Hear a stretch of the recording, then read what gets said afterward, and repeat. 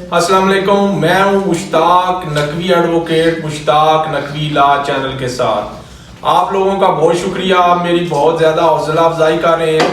اور آج جس ٹاپک پہ میں بات کر رہا ہوں وہ مائنر کا مینٹیننس ہے اور جو ماں ہے اس کا مینٹیننس ہے.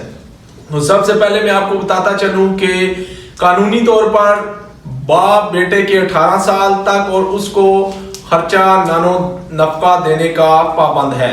مگر اگر باپ صاحب حیثیت ہو اور بیٹا 18 سال سے زیادہ عمر کا ہو جائے مگر ابھی بھی تعلیم حاصل کر رہا ہو تو کیا باپ اس صورت میں تعلیمی اخراجات ادا کرنے کا پابند ہوگا؟ اب اس سوال کا جواب دیکھتے ہیں. محمد لا کی دفعہ 369 میں خرچہ نانو نفقہ کی تعریف کی گئی ہے، جس کے تحت نانو نفقہ میں نابالغ کی خوراک، لباس اور گھر شامل ہیں.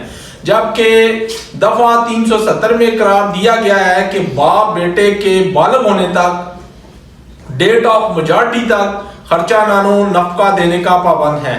جبکہ میجورٹی ایکٹ کی دفعہ 3 میں ایج آف میجورٹی 18 سال بیان کی گئی ہے گزرتے وقت تک. جبکہ سپریم کورٹ نے اپنے ایک فیصلے میں کہا ہے 2013 PLD 557 میں قرار دیا ہے کہ چاہے بیٹا تعلیم حاصل کر رہا ہو پھر بھی باپ 18 سال تک خرچہ دینے کا ذمہ دار ہوگا. تاہم اگر بیٹا پا جائے یا ڈسیبل ہے تو باپ اس کے تندرست ہونے تک خرچہ دینے کا پابند ہے.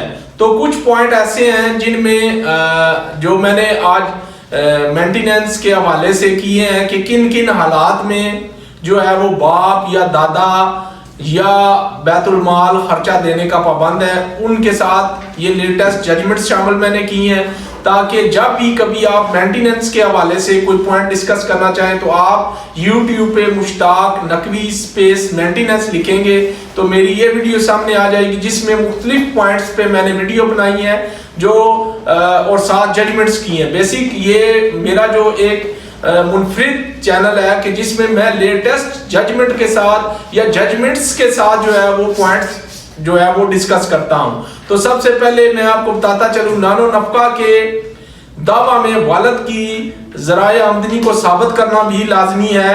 2019 MLD 1128 ہے. خامد کے گالی گلوچ اور بےعزتی کرنے کی وجہ سے آج خود گھر چھوڑ کر جانے والی بیوی بھی خرچہ نانو نفقہ کی حقدار ہے. PLJ 2016 page number 69. خرچہ نانو نفقہ کا فیصلہ کرتے وقت خامن کی معاشی حالت کو نظر انداز نہ کیا جا سکتا ہے. 2014 YLR 1563 والد کے فوت ہونے کے بعد دادا نانو نفقہ دینے کا پابند ہے. PLD 2012 page 148. نافرمان بیوی اور بچے نانو نفقہ کے حقدار نہ ہیں. 2013 CLC 897. اس کے علاوہ جو ہے وہ 17A کے تحت جب کورٹ خرچہ ڈگری کرتی ہے تو وہ نابالغان کے تمام جو معاملات ہیں اس کو دیکھتے ہوئے اسکول کے خرچے، لباس یا جو بھی ہے اس کو منتخب کرتے ہوئے وہ خرچہ جو ہے وہ نانو ڈگری جو ہے وہ کرتی ہے. اس کے علاوہ جو کچھ اور پوائنٹس ہیں جن میں خرچہ ڈگری ہوا ہے اور وہ یہ ہے کہ باپ کا یہ بہانہ نہ چلے گا کہ اس کی ذرائع آمدن کیا ہے، اس کی ذرائع آمدن جو ہے وہ نہیں ہے. تو اس یہ جو ڈسکس ہوا ہے وہ ہے 2018 CLC پیج نمبر 47. ماں بچوں کا خرچہ معاف بھی کر دے تو باپ دینے کا پابند ہے. کئی معاملات ایسے ہوتے ہیں کہ بچوں کا خرچہ ماں لکھ کے دے دیتی ہے کہ میں خرچہ نہیں لوں گی، بچے اپنے پاس رکھوں گی، تو پھر بھی باپ جو ہے وہ خرچہ دینے کا پابند ہے. 2014 MLD 351. طلاق یافتہ بچی بھی باپ جو ہے باپ سے خرچہ لے سکتی ہے. اگر ایک بچی کی شادی ہوتی ہے، اس کو طلاق ہو جاتی ہے، دوبارہ وہ ماں کے پاس آتی ہے تو وہ بھی خرچہ کا دعویٰ کر سکتی ہے اور وہ خرچہ لے سکتی ہے. 2014 MLD 351 پہ ہے. عبوری خرچے کے خلاف رٹ نہیں ہو سکتی. کچھ وکلاء صاحبان یہ پوچھتے ہیں کہ عبوری خرچے کے خلاف کیا ریمڈی ہے، تو اس کے خلاف کوئی ریمڈی نہیں ہے، روین اپیل اور رٹ نہیں ہے.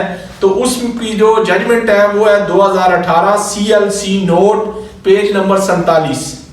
باپ بیٹی کی شادی تک اور اس کی شادی کے اخراجات دینے کا پابند ہے. جو باپ ہے وہ بیٹی کا خرچہ اس کی شادی تک اور تمام اس کے اخراجات جہیز سامان جو ہے وہ دینے کا پابند ہے. اس پہ میں نے لیٹسٹ 4 سے 5 جو ججمنٹس ہیں وہ مدرجہ بالا ہیں. 2023 PLD 317, 2023 PLJ 323, 2010 MLD 695, 2020 CLC 148, 2016 PLJ 69. اس کے علاوہ باپ کمزور ہے مالی لحاظ سے تو دادا خرچہ دینے کا پابند ہے.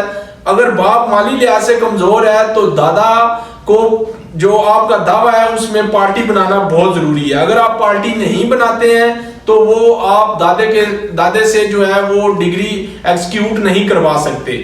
تو اگر آپ نے دادا کو پارٹی بنایا ہے تو پھر دادا خرچہ دے گا. اگر باپ کی مالی جو حالت ہے حیثیت ہے وہ کمزور ہے. اس میں جو لیٹسٹ ججمنٹ آئی ہے وہ 2023 LHC 2702 ہے, 2016 PLD 622 ہے.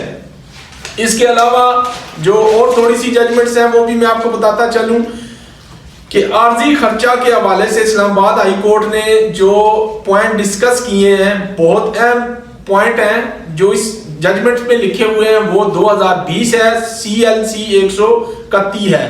اور ایک بہت اہم اور مشہور فیصلہ بچوں کی اذانت, کسٹڈی اور خرچہ نان و نفقہ میں جو ڈسکس کیا گیا ہے 10 پوائنٹ اس پہ سپریم کورٹ نے ڈسکس کیے ہیں. وہ بھی بڑی اہم ججمنٹ ہے اور اس میں خرچے کے حوالے سے بڑی ڈیٹیل اور واضح جو ہے وہ بات کی گئی ہے سپریم کورٹ کی طرف سے. 2018 میں 2018 CMR 1991 ہے.